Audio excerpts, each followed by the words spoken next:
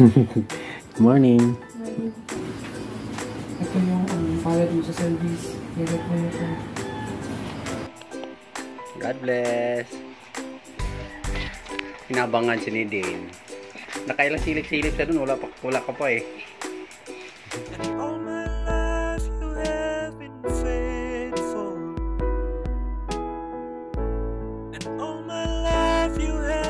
Subscribe to my channel. Nabawasan na po yung sa pilihan. Yung balat ko kasi. Good morning. Pero kasi nari pa rin nabayaran sa school. Kasi lang rin naman yung school. Magkano? Kulang.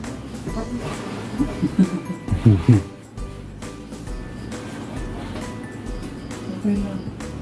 Magkano ba yan sa PE? Magkano yan sa PE? Ano po, parang 375. Ano lang pala po, 200. Oh, sige lang, wala pa naman ngayong PE, diba? Sabihin mo na lang ako po. Nandiyan na yung PE para mag-PGL ko kung ang bayad. Ha? Ito yung bayad mo sa service. Direct mo ito. Ayan mo yung ulan. Nah, nandiyan na ulan.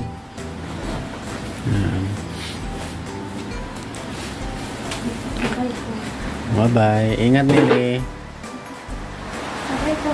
Bye-bye. Andiyan na si ate? Sundok mo si ate? Nandiyan si ate, oh. Naka-uniform si ate. God bless.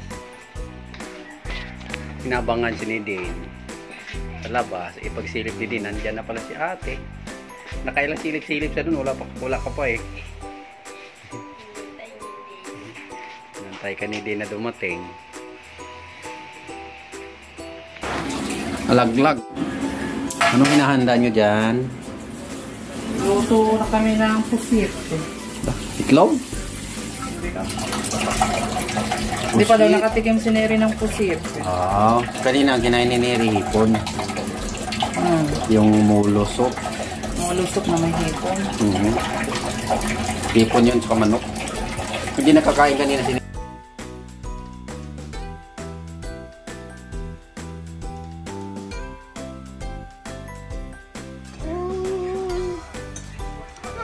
Ano Neri, masarap ang pusit?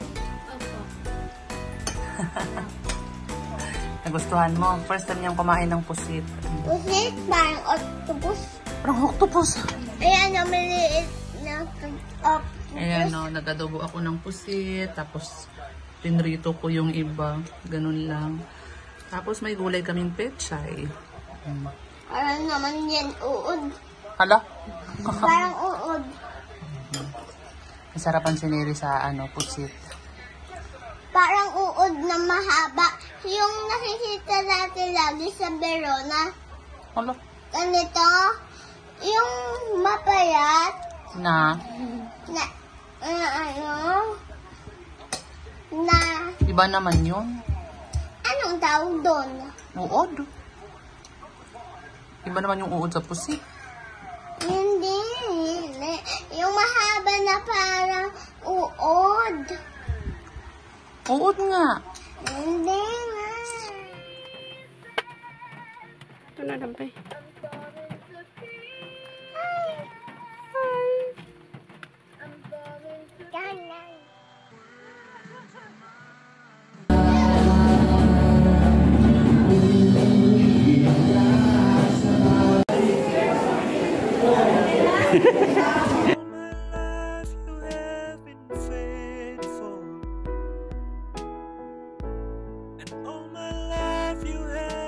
Subscribe to my channel.